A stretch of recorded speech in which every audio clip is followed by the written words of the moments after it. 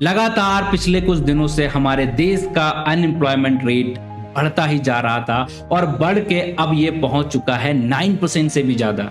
पिछले कुछ दिनों से सोशल मीडिया पे unemployment risk, unemployment crisis, unemployment pandemic जैसे वर्डों से पूरा ही भर चुका है और हमारा देश इस समय बन चुका है ऐसा देश जिसके अंदर 83% यूथ अनएम्प्लॉयमेंट है। यूपी एक ऐसा राज्य जिसे क्रांतिकारियों का राज्य बोला जाता था, आज वो बन चुका है सबसे ज्यादा अनएम्प्लॉयड यूथ वाला राज्य। लोग कहते थे कि यूपी युवाओं का राज्य है, आंदोलनकारियों का राज्य है, लेकिन आज हकीकत ये हो गई कि उत्तर प्रदेश भारत का सबसे बड़ा बेरोजगार युवाओं का राज्य बन चुका है। अब्दुल कलाम ने बोला था यूथ इंडिया की पावर है, बट आज उन्हीं यूथ की अनएम्प्लॉयबिलिटी देश के लिए सबसे बड़ी प्रॉब्लम बन चुकी है।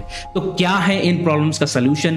क्यों बढ़ रहा है इतनी तेजी से ये अनएम्प्लॉयमेंट रेट और किस तरीके से ये हमें इम्पैक्ट करने वाला है? आज की वीडियो में इन सारे सवालों का जवाब जानने की कोशिश करते हैं। People in this state and other parts of the country too are desperate for jobs, and this desperation has turned into anger and sometimes even violence. Data के हिसाब से अगर देखें तो हमारा अनएम्प्लॉयबिलिटी रेट लगातार बढ़ता जा रहा है और इसके साथ अगर हम परसेंटेज में देखें तो देश की 83% यूथ हमारा बेरोजगार है और कमाल की बात यह है कि उसमें से 65% यूथ ऐसा है जो कि ग्रेजुएटेड है, उसके पास डिग्री है, फिर भी अनएम्प्लॉयड है। अगर हम इसको नंबर्स में देखेंगे तो हमारे देश की कुल आबादी है 140 करोड़, जिसमें से 110 करोड़ हमारी वर्किंग पॉपुलेशन। वर्किंग पॉपुलेशन का मतलब है कि ऐसे लोग जो काम कर सकते हैं, या हम बोलेंगे जिनकी एज 18 से 59 साल के बीच में है, जो हम वर्किंग पॉपुलेशन बोलते हैं। और उसके अंदर अगर हम मानते हैं कि 90% ऐसे लोग हैं जो बेरोजगार हैं और सिर्फ 20 करोड़ के ऊपर पूरा देश का सारा कुछ टिका हुआ है।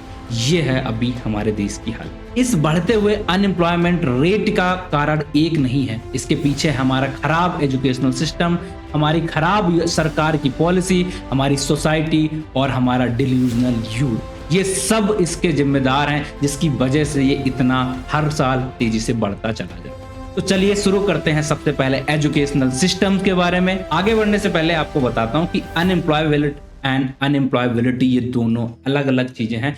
अनएम्प्लॉयमेंट का मतलब ये होता है कि मार्केट में कोई भी जॉब अवेलेबल नहीं है, जबकि लोग उनके पास वो स्किल्स हैं जो वो काम कर सकते थे।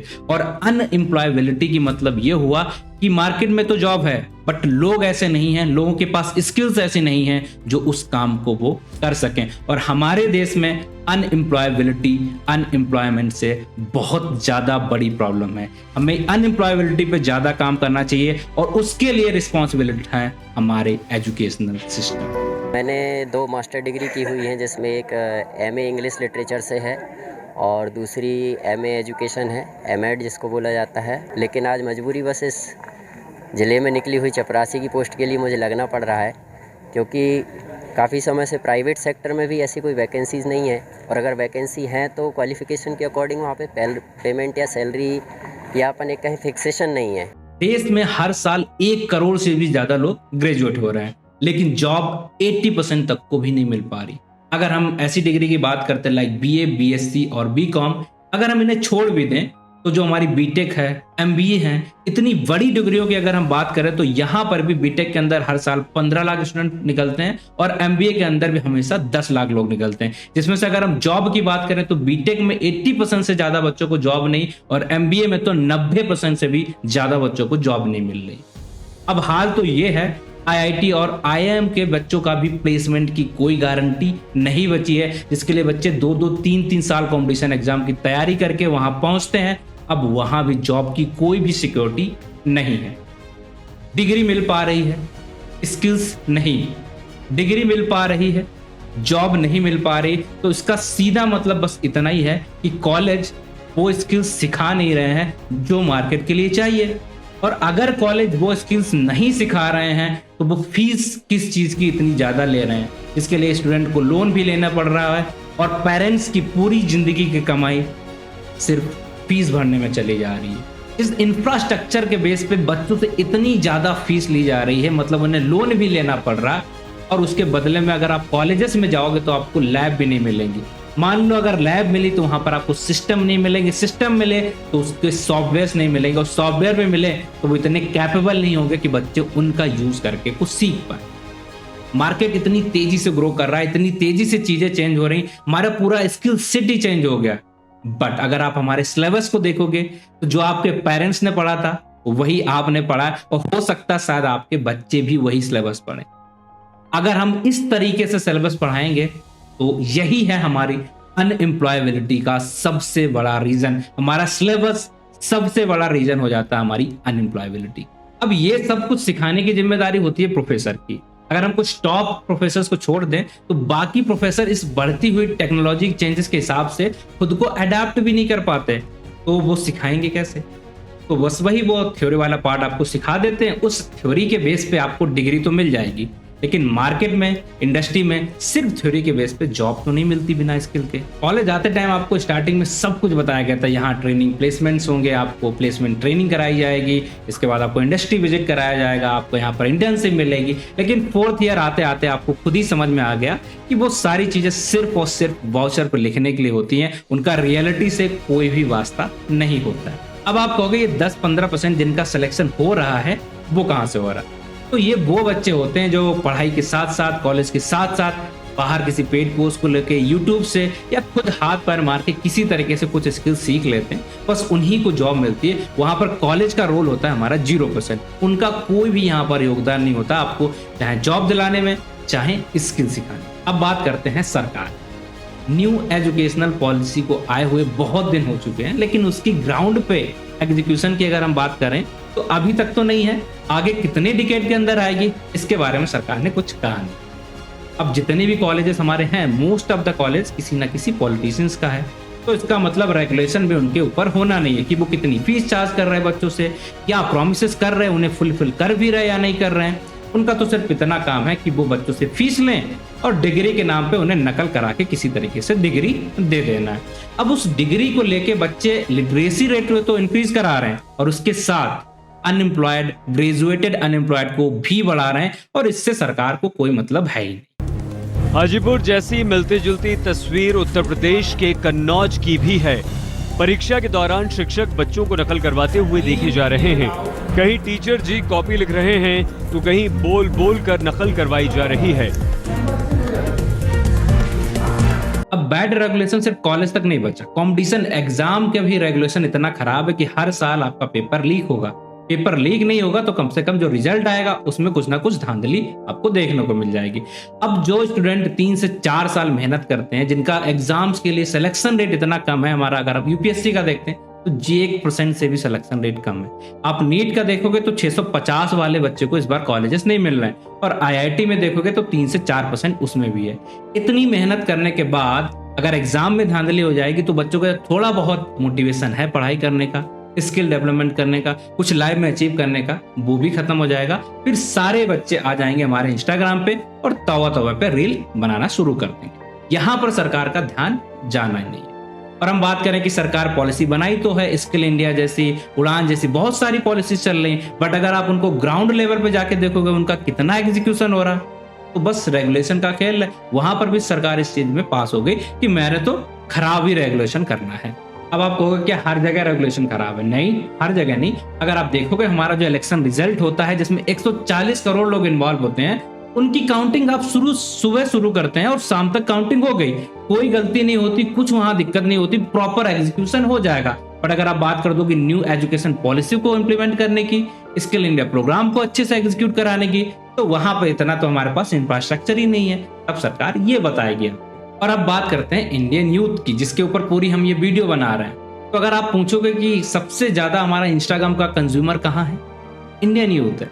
सबसे ज्यादा छपरियों वाली फालतू की रील कहाँ देखी जाती है, इंडिया में देखी जाती है, इंडियन यूथ द्वारा देखी जाती है। अगर आप पूछोगे सबसे ज्यादा पोर्नोग्राफी का कंटेंट कहाँ देखा जाता है, इंडिया में देखा जाता है, इंडियन यूथ द्वारा देखा जाता है। ये है हमारा यूथ, और इंटरनेट का सही इस्तेमाल करना आप इंडियन यूथ से सीखिए। पॉर्नहब के अकॉर्डिंग इंडिया में लॉकडाउन शुरू होने के 2 दिन बाद ही चाइल्ड पोर्नोग्राफी सर्चेस में 95% इंक्रीज आया। There was also a 200% increase in searches for videos showing children bleeding, being tortured, in pain or choking, और ये सब तब जब इंडिया में पॉर्न लीगली बैंड है। और अब आप कहोगे कि भैया ये सब तो सही नहीं है, तो गूगल कर लो, एक बार चेक कर लो कि ऐसा है कि नहीं। और फिर भी ना तो आप बिग बॉस की पॉपुलैरिटी देख लो, या इंडियन में ऐसे छपरियों की कमी हो जो इन्फ्लुएंसर बन गए, उनकी वीडियो किसने देखी, कौन उनकी वीडियो को शेयर कर रहा है, कौन लाइक कर रहा है। और यहीं पे अगर आप देखोगे शॉर्ट लड़कियों की जो शॉर्ट ड्रेस पहन के डांस कर रही, भाई उन पे तो बिलियंस और मिलियंस में व्यूज आ रहे हैं। अब इसके अपोजिट में अगर आप देखो, कोई टीचर है, कोई मेंटर है, पढ़ा रहा है, कोई प्लेलिस्ट बता रहा, कोई आपको स्किल बता रहा है, नहीं, उन पे जाके आप देख लो 100, 50, 200, बहुत मुश्किल से, बहुत फेवरेट है तो 1000, 2000 वीडियो पे व्यूज आते हैं। ये हमारा देश की यूथ की हाल। कबीरदास जी ने सही तो कहा था, बोया पेड़ बबूल का, आम कहाँ से खाए। भाई जब तुम कंटेंट ऐसा कंज्यूम कर रहे हो जो फालतू का है, मतलब आपकी जिंदगी में 1% का भी वैल्यू ऐड नहीं कर रहा, आपकी जिंदगी में 1% भी कुछ चेंज नहीं कर सकता, ऐसा कंटेंट आप दिन भर कंज्यूम कर रहे हो, ठीक है, तो उससे आपको क्या मिलेगा बता रहे, एंजाइटी मिलेगी, डिप्रेशन मिलेगी, अनस्किल्ड रहोगे, घर वालों के लिए बोझ बन के रहोगे, देश के लिए बोझ बन के रहोगे। अगर ये करोगे तो यही मिलेगा। और अगर आप अच्छे ट्यूटोरियल, अगर आप कंटेंट देख भी रहे हो, इंटरनेट है, इसका अच्छा इस्तेमाल करना भी है, तो अच्छा कंटेंट देख सकते हो। बहुत अच्छा मटेरियल है लोगों पे, फ्री में लोग प्रोवाइड करा रहे हैं, लेकिन वो तो हमें देखने नहीं। सारा दोष किस पे देना है? गवर्नमेंट पे, क्योंकि वो एग्जाम में चीटिंग हो रही है, गवर्नमेंट की गलतियां हैं। बट अगर आप चाहो, जो 10% लोग हैं वो अगर कुछ कर सकते हैं ना, थोड़ा सा आप आगे जा सकते हो। अगर उसके आगे आप खुद मेहनत करोगे, आपको रोज रास्ते मिलेंगे, चीजें आप सही कर सकते हो। लेकिन नहीं, हमें तो अच्छा कंटेंट देखना नहीं है, हमें तो बस दिन भर स्क्रॉलिंग करनी है और एंजाइटी और डिप्रेशन को बुलाना है, तो इसमें कोई आपकी हेल्प कर ही नहीं सकता। वैसे अब बात करते हैं हमारे इंडियन पेरेंट्स का, जिनका बहुत बड़ा रोल रहता है इस अनएम्प्लॉयमेंट वाली जर्नी में, क्योंकि उन्हें 2 चीजें पता है और वो बच्चों को सिर्फ 2 ही चीजों के लिए फोर्स करते हैं। पहली चीज, सरकारी नौकरी ले लो, और इसके अलावा अगर आप कुछ करना चाहते हो तो आप IIT, नीट या UPSC में से कोई एग्जाम निकाल लो। अगर इसके अलावा आप कुछ भी सोचोगे तो उनका जवाब हमेशा ना ही होगा। तुम किसी भी पेरेंट्स का देख लेना, सिर्फ ये करोगे सरकारी नौकरी तो उन्हें दहेज मिल जाएगा, और अगर आपने डॉक्टर बन गए तो पड़ोस को बता देंगे मेरा लड़का भी डॉक्टर है। इसी रेट रेस में आपको लगा के रहेंगे। हो सकता है आपका बेटा बहुत अच्छा कंटेंट क्रिएटर बन सकता है, बहुत अच्छा पढ़ा सकता है, मोटिवेट ही नहीं करना है। वो कैमरामैन बहुत अच्छा बन सकता है, मोटिवेट ही नहीं करना, हमें सिर्फ सरकारी नौकरी करवानी। जबकि पता है इन नौकरियों के अंदर है, इन एग्जाम्स के अंदर इतना ज्यादा कंपटीशन है, सिलेक्शन रेट भी बहुत कम है, फिर भी नहीं जाओगे तो इसी में, नहीं तो कुछ और नहीं। ये हमारी पेरेंट्स की थिंकिंग। और आप बात करते हैं हमारी सोसाइटी की। इस सोसाइटी में अगर आप बोल दोगे आप टीचर है, आपको कोई इज्जत नहीं। आप बोल दोगे मैं रिसर्चर हूं, कोई इज्जत नहीं। इनोवेटर हूं, कोई इज्जत नहीं। तो इज्जत किसे मिलेगी? अगर आप बोल दो मैं ऑनेस्ट हूं, इज्जत ही नहीं। किसे मिलेगी? आप बोल दो मैं 1 नंबर का गुंडा हूं, 1 नंबर का कमीना हूं, तो भाई साहब आपके लिए तो MLA की सीट थी, आइए। ये हमारी सोसाइटी एक्सेप्ट कर रही है। इसके बाद सेलिब्रिटी किसे बना रही है? बॉलीवुड स्टार को सेलिब्रिटी बना रही है। ऐसे लोग जो यूट्यूब या दूसरे प्लेटफॉर्म पे आके गाली गलौज कर रहे हैं, आपस में लड़ रहे हैं, ठीक है, फालतू की हरकतें कर रहे हैं, कीचड़ में लौट रहे हैं, इन लोगों को हम बना रहे हैं सोसाइटी में हीरो, सोसाइटी के हीरो। अब ऐसे लोगों को देख के आपको लगता है ऐसे समाज में जहां इन लोगों को हम सेलिब्रिटी बना रहे हैं और आपके बेटे बैठ के वहां पर कोडिंग सीखेंगे?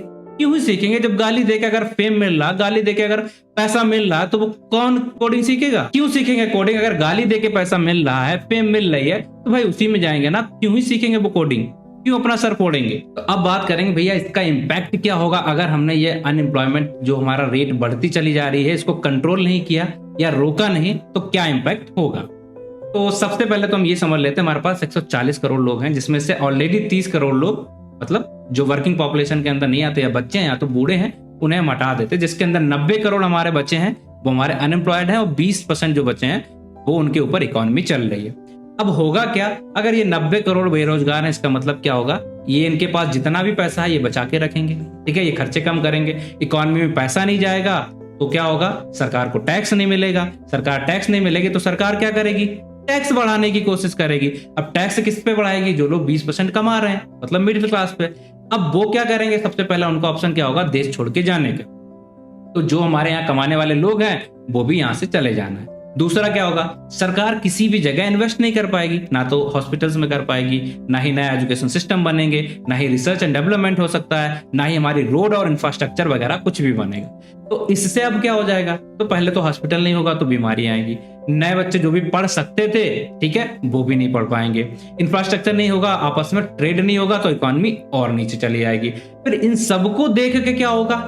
जो बाहर की कंपनियां जो इंडिया में देख रहे थे कि यूथ है, मार्केट है, इन्वेस्ट कर सकती थी, अब वो भी नहीं करेंगे क्योंकि इंडिया में कुछ बचा ही नहीं, स्किल लेबर तो है ही नहीं, उसके अलावा यहाँ पर बेसिक फैसिलिटी भी नहीं है, तो वो भी कहीं दूसरी कंट्री में शिफ्ट हो जाएंगी। तो होगा क्या, अब पूरा लूप बन चुका है और हम धीमे धीमे इसी लूप में फंसते कहाँ, अपने पाकिस्तान भाइयों के बराबर पे पहुंच, जहां हमें पहुंचना तो थोड़ा आगे निकल गए, लेकिन हम आराम से अगर अनएम्प्लॉयमेंट रहे सारे लोग तो वहीं पे पहुंच ही जाने वाले। तो ये अनएम्प्लॉयमेंट वाली जो प्रॉब्लम है वो सिर्फ आपके घर तक नहीं है, अगर आप जॉब नहीं कर रहे, वो देश के लिए भी उतनी बड़ी प्रॉब्लम है और हमें ऐसे लूप में भी फंसा सकती है जिसके बाद हम इससे कभी बाहर ही नहीं आ सकते, क्योंकि पॉपुलेशन तो हमारे पास है, खाना खर्चा तो होगा ही होगा, अब रिसोर्सेस आ नहीं रहे, पैसा आ नहीं रहे, तो बस डूबते चले जाएंगे। तो सिर्फ ये घर की नहीं, ये देश की प्रॉब्लम है। अब हम आ चुके हैं इस वीडियो के सबसे इंपॉर्टेंट पार्ट कि इस प्रॉब्लम को हम डील कैसे कर सकते हैं। तो डील करने के लिए हमने देखा इसके बहुत सारे फैक्टर हैं, उन सारे फैक्टर को जब तक साथ में आके काम नहीं करेंगे, मतलब सोसाइटी, गवर्नमेंट, यूथ, तब तक हम इस प्रॉब्लम को डील कर ही नहीं सकते। तो सबसे पहले बात करते हैं सोसाइटी। तो सोसाइटी टीचर्स को, इनोवेटर्स को, रिसर्चर्स को, या जो भी अच्छा काम कर रहे हैं, जो भी वैल्यू ऐड कर रहे हैं, या ऐसा कंटेंट बना रहे हैं जो कि वैल्यू ऐड कर रहा है, ऐसे लोगों को इंपॉर्टेंस दें, ऐसे लोगों को सेलिब्रिटी माने, ना कि जो गाली देने वाले लोग हैं। अगर सोसाइटी इन लोगों को अप्रिशिएट करेगा तो बाकी यूथ भी ऐसे बनने चाहेगा और इससे हमारी सारी चीजें या सारी प्रॉब्लम्स दूर हो सकती। अब हम आ जाते हैं यूथ के ऊपर। सबसे इंपॉर्टेंट फैक्टर रहने वाला है यूथ पे, क्योंकि यूथ अगर रिस्पॉन्सिबिलिटी नहीं लेगा, खुद को डेवलप नहीं करेगा, तो कुछ भी चेंज नहीं होने वाला। यूथ को सबसे पहले रिस्पॉन्सिबिलिटी लेनी है और सिर्फ गवर्नमेंट को ब्लेम करने के अलावा खुद इतने फ्री रिसोर्सेस हैं जिनका यूज करके आप खुद को स्किल कर सकते हैं और उन रिसोर्सेस का यूज करके आगे बढ़ सकते हैं। पहली चीज तो ये।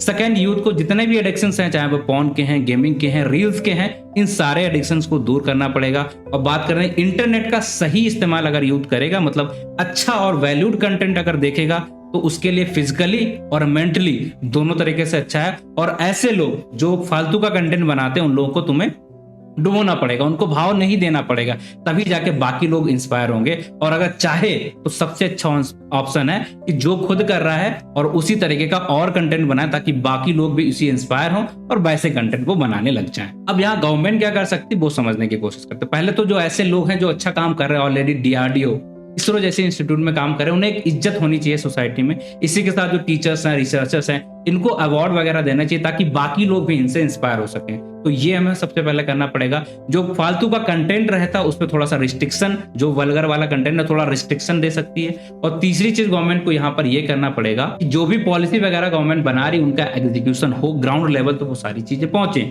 और इसके बाद जो हमारा इंडस्ट्री और कॉलेज के अंदर है उसके रेगुलेशन को ठीक करे, ताकि जो हमारे कॉलेज में जो चीजें पढ़ाई जाए वो इंडस्ट्री में बच्चा उसे यूज कर सकते हैं। इस तरीके के रेगुलेशन करना चाहिए। मतलब इंडस्ट्री और जो हमारे कॉलेज है इनके बीच का जो गैप है इसे कम करने की कोशिश करे, चाहे वो आपस में कॉलेज और इंडस्ट्री का टाइप करे या बीच में एज ए मीडिएटर काम करके टाइप कराए। यही कुछ तरीके हैं, अगर हम इन्हें यूज करेंगे तो शायद हम इस प्रॉब्लम से लड़ सकते हैं। तो आई होप ये वीडियो आपको अच्छी लगी हो, काफी चीजें आपको यहाँ पता चली हो, क्या प्रॉब्लम्स हैं एक्चुअली, किस तरीके से हम टैकल कर सकते हैं और उनके क्या क्या फैक्टर्स हैं। तो thank you for watching the video. मिलते हैं आपसे अगली वीडियो में, तब तक के लिए टेक केयर, बाय।